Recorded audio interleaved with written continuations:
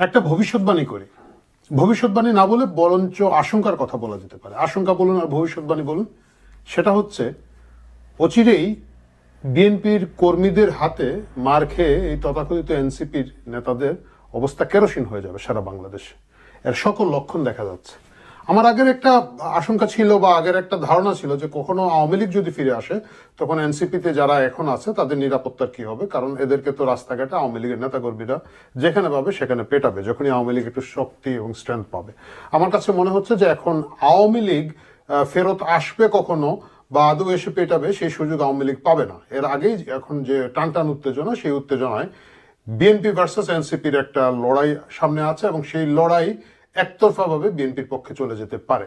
কেন চলে যেতে পারে? এইটা সাম্প্রতিক কালে গত কয়েকদিন ধরে আপনারা দেখছেন যে ঢাকা উত্তরের সিটি কর্পোরেশনের মেয়র নিয়ে যে উত্তেজনা চলছে, যে পরস্পরের দোষারোপ চলছে, সেটা সেদিকে যাচ্ছে। যদিও আমি এই ভিডিও যখন করছি আমার একটা ধারণা যে আমাদের প্রয়াত সাদেক হোসেন খোকার সন্তান ইশরাক, যিনি আদালতের রায়ে ঢাকা উত্তরের মেয়র পদে পাওয়ার আশা করছেন, তিনি হয়তো একটু ব্যাকফুটে চলে যাবেন। হয়তো তার রাজনৈতিক দলের পক্ষ থেকে সিগন্যাল দেওয়া হয়েছে বাড়াবাড়ি না করার জন্য, কারণ সামনে জাতীয় ইলেকশন রাখে একটা তুচ্ছ মেয়র পদের জন্য, যেটার হয়তো মেয়াদও খুব বেশি দিন নাই, হয়তো মাসখানেক থাকতে পারে। সেটাকে নিয়ে বাড়াবাড়ি না করার জন্য বলা হতে পারে। কিন্তু এই গত কয়েকদিনের যে টেনশন উত্তেজনা আমরা দেখলাম, এতে মনে হচ্ছে গিয়ে যে এই উত্তেজনা এখানে থামবে না। বেশ কিছু ঘটনা ঘটে গেছে।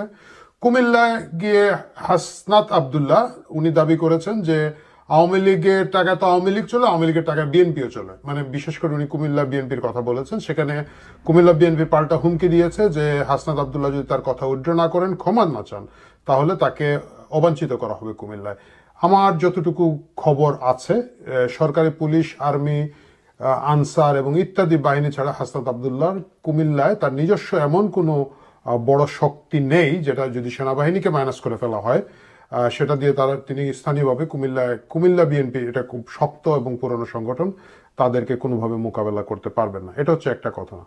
আমরা কিছুদিন আগে দেখলাম জগন্নাথ বিশ্ববিদ্যালয়ের লোকজন ডাস্টবিনের মধ্যে মাহফুজ আবদুল্লাহর ছবি দিয়ে সেটার মধ্যে বোতল ছুঁড়ে মারছে এবং বোতল নিয়ে অনেকগুলো মজার মজার স্লোগান দিচ্ছে। মৌলানা বোতল বোতল বোতল, সান্ডানা মাহফুজ মাহফুজ মাহফুজ। এই যে দেখেন দুজনের কাহিনী ঘটে গেল। তৃতীয় যে ঘটনা সম্প্রতি ঘটলো, আসিফ মাহমুদ সজীব ভুইয়া, যিনি আমাদের স্থানীয় সরকারের মতো একটা গুরুত্বপূর্ণ মন্ত্রণালয়ের উপদেষ্টা, তার মানে ওই পুতলাটা আর কি বুঝে দিত, কুশপুত্তলিকা দিয়ে সেটার মধ্যে জুতা মারছে ঢাকা দক্ষিণের যে লোকজন আছে, বিশেষ করে আদি ঢাকাবাসী যারা আছেন, সাদেক হোসেন খোকার সাথে সম্পৃক্ত কর্মী ছিলেন বা এই মুহূর্তে হয়তো ইশরাকের কর্মী, তারা সেটাকে একটা কুশপুত্তলিকায় নিয়ে এসে সেটার মধ্যে জুতা মারছেন। কি ট্র্যাজেডি আপনি চিন্তা করেন। মাত্র কয়েক মাস আগে, এখনো বছর ঘুরে নাই, মাত্র কয়েক মাস আগে যাদেরকে আমরা ন্যাশনাল হিরো বলেছি, যাদেরকে আমরা একেবারে জাতীয় বীর বলেছি, তরুণ সমাজের আইকন বলেছি, সেই আইকনদের অবস্থা এখন এই পর্যায়ে গিয়েছে যে এখনই তাদের ছবির মধ্যে বোতল মারা হচ্ছে, তাদের ছবির মধ্যে জুতা মারা হচ্ছে এবং ছবি থেকে ব্যক্তি মুখে বোতল পড়ে গেছে অলরেডি। জুতা যেতেও খুব একটা বেশি সময় লাগবে বলে আমার মনে হয় না। আমি অনলাইনে ভিডিওতে আমি ছাত্রদলের একটা মিছিল দেখেছি, সেই মিছিল থেকে অলরেডি বলা হচ্ছে দৈরা জবাই করো, কারে কারে করা হবে। আওয়ামী লীগ অবভিয়াস, আওয়ামী লীগের তারা চেষ্টা করবে, জামাতরে করতেছে এবং এনসিপির নাম সহই তারা স্লোগানগুলো শুরু করে দিয়েছেন। এই যে উত্তেজনা, এই উত্তেজনার পিছনে কারণটা কি? কারণটা হচ্ছে বিএনপি এখন বুঝতে পেরেছে তারা আসলে ক্ষমতার ভাগ সহজে পাবেন না। এটা এখনো যদি তারা না বুঝে থাকেন, তাদের একটা আত্মপ্রবঞ্চনার জায়গা আছে, তো না আমাদেরই দিবে, আমাদের না দিয়া কি হবে, এই ধরনের একটা আশাবাদের মধ্যে তারা আছেন। কিন্তু ইশরাকের ঘটনা পরিষ্কার করে বুঝিয়ে দিয়েছে যে এটা সম্ভব নয়। কেন সম্ভব না? আপনি দেখেন, ইশরাক আদালতের রায়ে মেয়র হয়েছেন। হ্যাঁ, আমরা অনেকে প্রশ্ন করতে পারি যে আদালতের ডিউ প্রসেস ফলো করা হয় নাই, নির্বাচন কমিশন সেখানে পক্ষ হয়েছে এবং সেই পক্ষ আসলে নির্বাচন কমিশন আসলে বিএনপির ইঙ্গিতে সেখানে ছিল এবং এই এক ধরনের কি বলা যায় ম্যানেজ করে হুট করে রায়টা নিয়ে আসা হয়েছে। সরকার প্রস্তুত ছিল না, কারণ সরকার সেট করার জন্য সময় পায় নাই। কিন্তু একই ধরনের রায় কিন্তু আপনি দেখবেন যে চট্টগ্রাম সিটি কর্পোরেশনের নতুন মেয়র দায়িত্ব পেয়েছেন, তিনিও বিএনপির নেতা, সেটা যদি সম্ভব হয় তাহলে ঢাকা দক্ষিণ সিটি কর্পোরেশনের ক্ষেত্রে সেটা হচ্ছে না কেন? এখানে কেন আসিফ মাহমুদ সজীব ভুঁইয়া বা ডক্টর ইউনূসের সরকার বা টোটাল গভর্নমেন্ট মেকানিজম ইশরাকের বিরুদ্ধে লেগেছে? কারণ হচ্ছে ঢাকার দুইটা সিটি কর্পোরেশন অনেক ক্রিম, এখানে উন্নয়ন বেশি, এখানে মশলা বেশি, চাঁদাবাজি বেশি, বিভিন্ন ধরনের সুযোগ সুবিধা বেশি। এখন আপনি বলবেন যে চট্টগ্রাম সিটি কর্পোরেশন তো অনেক বড়, এখানেও বেশি। হ্যাঁ, ওইখানেও আছে। মুশকিল হচ্ছে কি, চট্টগ্রামে তো আমাদের লোক নাই, যথেষ্ট পরিমাণ লোক নাই যেটা ওইটা দেখভাল করতে পারবে বা এটা বোঝার আগেই হয়তো ডাক্তার সাদাত এখানের মধ্যে মেয়র হয়ে গিয়েছেন। ঢাকা এই সুযোগটা তারা দিতে চাচ্ছে না। আপনি দেখেন উত্তর সিটি কর্পোরেশনে একজন প্রশাসক বসিয়েছেন, এজাজ নাম। কিভাবে হয়েছেন আমরা অনলাইনে দেখলাম, আসিফ মাহমুদ সজীব ভুঁইয়ার একটা চিঠি আছে। হ্যাঁ, তিনি দায়িত্বপ্রাপ্ত মন্ত্রী, ওনারই চিঠি থাকার কথা। এজাজ সাহেব হয়ে গেলেন। কই থেকে হলেন, কেন হলেন, কিভাবে হলেন, কেউ জানে না। আপনি যদি নয়া বন্দোবস্তের রাজনীতি করতে চান, আপনি যদি মনে করেন যে না আমরা নতুনভাবে বাংলাদেশে কিছু কিছু জায়গার প্র্যাকটিসগুলো, খারাপ অভ্যাস যেগুলো ছিল এগুলো বাদ দিব, মানে যে আমার কাজের বুয়াকে এমপি বানায় ফেলানো, আমার অমুকের দুলাভাইরে নিয়ে মন্ত্রী বানায় ফেলানো, এই প্র্যাকটিস বাদ দিয়ে একটা জবাবদিহিতার জায়গায় আসবেন, তাহলে এই সিটি প্রশাসকগুলোকে ওপেন ইন্টারভিউর মাধ্যমে আপনাদের নিয়োগ করা উচিত ছিল। এজাজকে কেন নিয়োগ করেছেন কেউ জানে না। এজাজের সম্পর্কে কিন্তু অলরেডি দুর্নীতির ব্যাপক অভিযোগ ঢাকা শহরে। বিভিন্ন জায়গায় তিনি টেন্ডার না দিয়ে ওইখানকার জবরদখলদার যারা আছে তাদের কাছ থেকে ডাইরেক্ট কালেকশনের মাধ্যমে টাকা নিচ্ছেন, এমন একটা ভাব করছেন যে উনি খুব ভালো নিয়তে এই কাজগুলো করছেন, যে গরিব মানুষগুলো কই যাবে তাদেরকে উচ্ছেদ না করে করা হচ্ছে। এই জিনিসগুলা যদিও বলা হচ্ছে, কিন্তু ঢাক ঢাক গুড় গুড় ফিস ফিস আছে উত্তর সিটি কর্পোরেশনের এবং দক্ষিণ সিটি কর্পোরেশনের অ্যাজ ওয়েল। বিভিন্ন ব্যবসা বাণিজ্য কারা পাচ্ছেন, কারা তদবিরবাজি করছেন, এই জিনিসগুলো কিন্তু কান পাতলে শোনা যায়। এই জায়গাটা যদি এখন ইশরাককে মেয়র দায়িত্ব দেওয়া হয়, ভাই উনি আদালতের রায় পেয়েছে, ওনাকে দিতে আপনার সমস্যা কি?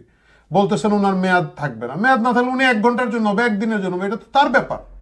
উনি আদালতের রায় পেয়েছে, সরকারের উচিত হচ্ছে এটা ইজি করে দেওয়া। ওকে, আরেকটা জিনিস বলা হয়েছে যে না লিগ্যাল কিছু কমপ্লিকেসি আছে, এটা রিট করা হয়েছে, কোথা থেকে একটা লোককে নিয়ে এসে রিট করা হয়েছে। ইশরাক সরাসরি অভিযোগ করেছে যে এটা সরকারের মদদে করা হয়েছে।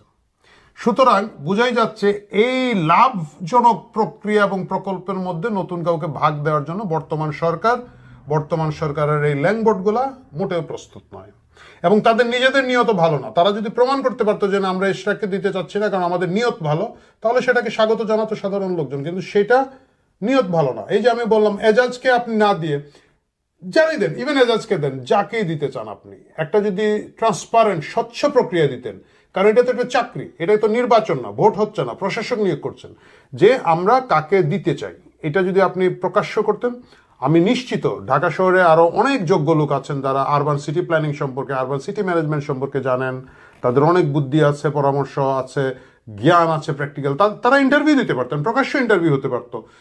সেই ইন্টারভিউর মাধ্যমে যাকে আপনি পছন্দ নিতে পারতেন। বা এর বাইরে ধরেন বিদেশে প্রচুর লোকজন আছেন, আমি এখন ইংল্যান্ডে আছি, ইংল্যান্ডে যদি বলি প্রচুর কর্পোরেশন কাউন্সিলগুলোতে কাউন্সিলর আছেন বাংলাদেশের লোকজন, তারা এই দেশের নগর ব্যবস্থাপনা কিভাবে হচ্ছে, মেয়র আছেন বাঙালি অনেক জায়গায়, নগর ব্যবস্থাপনাগুলো কি হচ্ছে তাগুলো একবার নিবিড়ভাবে দেখছেন, তাদেরকে ডাকা যেতে পারতো, তাদেরকে উপদেষ্টা করা যেতে পারতো, তাদের জ্ঞান বুদ্ধি নেওয়া যেত।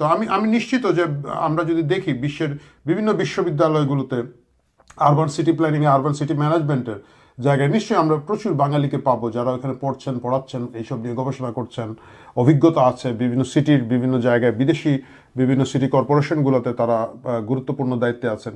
তাদেরকে ডাকা যেতে পারতো, তাদেরকে পরামর্শক হিসাবে নিয়োগ করা যেতে পারতো, কনসালটেন্সি নেওয়া যেতে পারতো। তাদেরকেও যদি ফিরে গিয়ে দায়িত্ব নিতে চান, তাদেরকেও প্রকাশ্য ইন্টারভিউ, আমি বলছি না যে আপনি আমার মুখ দেখে দিয়ে দিবেন, প্রকাশ্য ইন্টারভিউ নিয়ে করা যেতে পারতো। এবং তারপরে যদি সবকিছুর পরে যদি আপনারা এজাজকে নিয়ে আসতেন বা যে কাউকে নিয়ে আসেন, প্রশ্ন উঠত না। কিন্তু আজকে প্রশ্ন উঠছে, আজকে এখানের মধ্যে কি মধু আছে সেটা নিয়ে কথা হচ্ছে। আর সেই মধু যদি না থাকে, আপনি ইশরাক কেন দায়িত্ব দিবেন না, এর সুস্পষ্টভাবে এই সরকার কিছুই বলতে পারে না। আমি দেখলাম আসিফ মাহমুদ সজীব ভুঁইয়া বলেছেন এখানে অনেকগুলো লিগ্যাল ব্যাপার আছে, আমরা আইন মন্ত্রণালয়ে পাঠিয়েছি।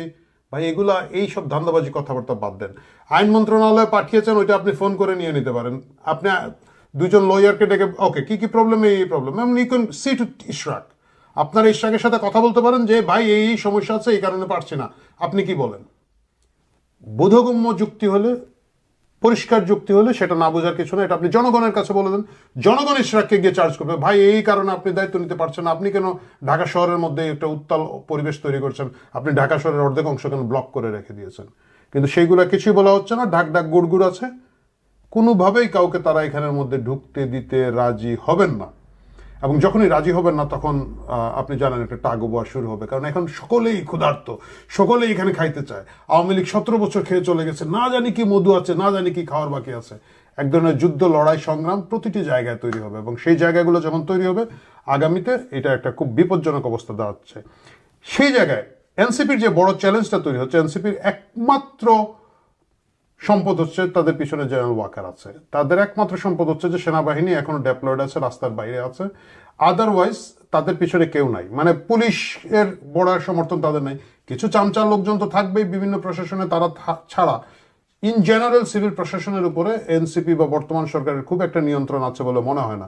আর বিশেষ করে ফোকলা দাতের স্বরাষ্ট্র উপদেষ্টা যেসব কথা বলে, ফারিয়ারের আগে নুসরাত ফারিয়ারে ছাড়া দিলে তো আপনারা আবার কবিনের জন্য ধরে ফেলাছি, ধরে একটা লোক জেলে ঢুকাই দিছি, এই ধরনের উন্মাদ লোকজন দিয়ে যখন প্রশাসন চলছে, সিভিল প্রশাসনে এদের কোনো ক্ষমতা নাই, এবং এই ক্ষমতা না থাকাটা তাদেরকে অনেকটাই নিরাপত্তাহীন করে দিচ্ছে। এবং সেই নিরাপত্তাহীনর জায়গাটা যদি তৈরি হয় এবং সেখানে যদি তারা বিএনপির সাথে ফাইট পিক করে, ইশরাকের মতো তরুণ এবং জনপ্রিয় নেতা যারা আছে বিএনপির, তাদের সাথে যদি ফাইট পিক করে, সেটা এনসিপি নিরাপত্তার জন্য খুব খারাপ হবে। আমি আশা করব এনসিপি এবং বিএনপি তারা ভাই ভাই মিলে যাবে, তারা নিজেদের মধ্যে ভাগাভাগি আন্ডারস্ট্যান্ডিং করে আগামীতে একসাথে পথ চলবে, এবং সেটা যদি হয়